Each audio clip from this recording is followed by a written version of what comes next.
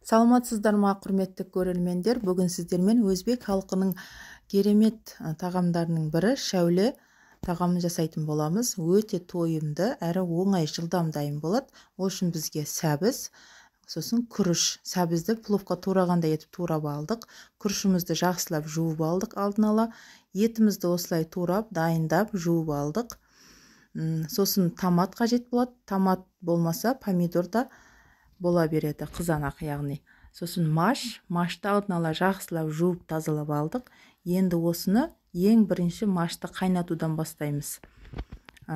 Газға бірінші қайнағанша қатты отқа қоямыз. Қайнап шыққан соң астын жай қойып, бір 2-3 минут қана пісіріп аламыз. Мінекей қазанымызға, қызып тұрған қазанға 150 грамдай май құйдым. Осыған етімізді салып, қуырып аламыз. Етті пісіріп жатқан кезде өзінің бір суы шығып, сосын қайтадан суы тартылады. Сол сәтте пиязымызды салатын боламыз. Қатты қызартып қуырудың қажеті жоқ етті. Тағамыз піскенге дейін етіміз де пісіп қалады. Мінекей пиязымызды салдық. Пиязды да 2 минут қуырып аламыз. Қараңыздар, маштың қап-қара суы шығып жатыр. Мінекей осы қап-қара суын шығарып тастамасақ, біздің тағамымыздың түсін өзгертіп, қарайтын жері мүмкін.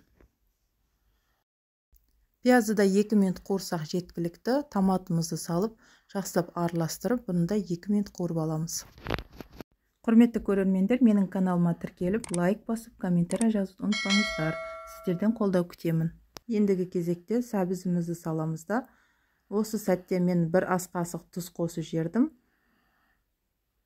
Сосын араластырып, жақсылап, бұны да бір 3-4 минут қуырып аламыз. Сәбізді де қатты қуырудың қажеті жоқ, себебі қазір бетін жауып бұқтырған кезде әдемі болып пісіп шығады, ешқандай езілмей. Міне біздің машымызды қараңыздар, дайын болып қалды.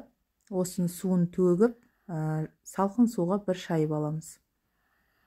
Қараңыздар, осындай бүтін болып шығу керек маш. Ортасы бөлініп, жарылып, немесе қабығы ашылып қалмау керек.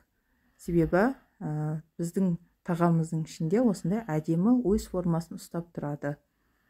Қатты өткізіп қайнатып жібермеңіздер. Сәбіздің үстіне су құйдық. Осы суымыз қайнап шыққанға дейін бетін жауып, қатты отта бір қайнатып аламыз. Міне бір қайнап шықты. Осы сәтте тұзын реттеп алыңыздар. Тұзыны көріп, приправа қосатын болсаңыздар, приправа қосып, мен 2 лавр жапырағын қостым. Приправа қолданған жоқпын. Күрішті саламыз.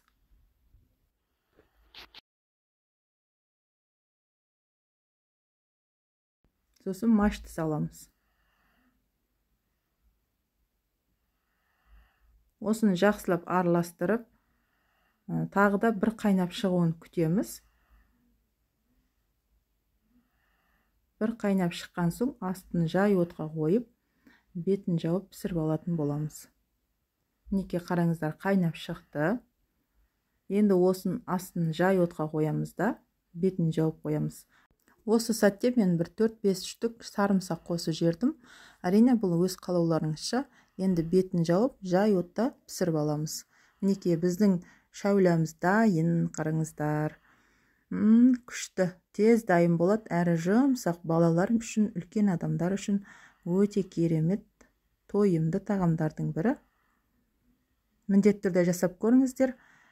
Сіздерден қолдау күтемін, ал бізге ас болсын.